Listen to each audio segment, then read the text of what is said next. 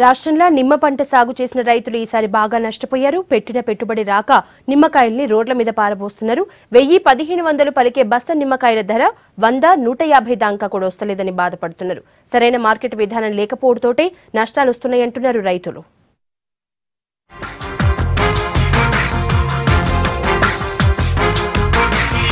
అన్నదాతలకు అన్ని ఇబ్బందులే. ఏ పంట వేసినా కష్టాల నుంచి బయటపడడం లేదు. ఈ ఏడాది నిమ్మ పంట ఆదుకుంటుందనుకున్నా నిరాశ తప్పలేదు.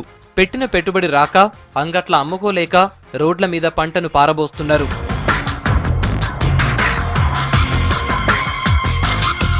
ఉమ్మడి నల్గొండ జిల్లా మొత్తంలో 45,000 ఎకరాల దాకా నిమ్మ సాగు చేస్తున్నారు. దీంతోని ఏటా 2 లక్షల టన్నుల నిమ్మ పంట మార్కెట్కొస్తోంది. 300 కోట్ల దాకా వ్యాపారం జరుగుతోంది.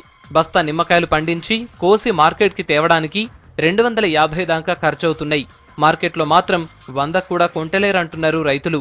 ఒక్కో బస్తా మీద 150 రూపాయల దాకా మీద పడుతున్నదని చెప్తున్నారు. పోయిన సంవత్సరం గత సంవత్సరం వర్షాలు లేక నిమ్మ తోటలు ఎండిపోయి ట్యాంకర్లతో నీళ్లు పోపించి అట్లా రైతులు అప్పులపాలయ్యారు. ఈ సంవత్సరం మార్కెట్లో తీసుకపోతే దళారుల చేతిలో నిలువున మోసపోయారు రైతులు. 50 రూపాయల బస్తా కంటే ఎక్కువ అమ్మే పరిస్థితి లేదు. అదేవిధంగా కమిషన్ ఇక్కడ 100కి 13 రూపాయల కమిషన్ వసూలు చేస్తున్నారు. రైతులకు న్యాయం జరగాలని భావిస్తున్నాం. 4% కమిషన్ తీసుకోవాల్సిన దళారులు 13% దాకా వసూలు చేస్తున్నారని రైతులు వాపోతున్నారు. ఏడాదంతా పనిచేసి దళారుల్ని బతికియాల్సి వస్తుందని బాధపడుతున్నారు. 1500 ఒక బస్తా ఉండవలసిన నిమ్మకాయ మూట ఈ సంవత్సరం 50 రూపాయలు 100 రూపాయలకు వచ్చింది. కాబట్టి పెట్టుబడులు ఎక్కువయ్యి టోటల్గా ఈసారి ఎలాంటి గిట్టుబాటు లేకుండానే మొత్తం అప్పుల పాలైన పరిస్థితి వచ్చింది. మార్కెట్ వ్యవస్థలో ఇప్పుడు దళారీలు ఉండడం వల్ల బాగా ఇబ్బంది అవుతుంది. అలాగే ఇటు పంటకు కనీస గిట్టుబాటు ధర ప్రకటించి రైతుల్ని ఎల్లప్పుడూ ఆదుకునేటట్టు కృషి చేయాలని ప్రభుత్వాన్ని కోరుచున్నాను. ఉమ్మడి నల్గొండ జిల్లాలో నిమ్మ సాగు 30,000 ఎకరాల్లో జరుగుతుంది.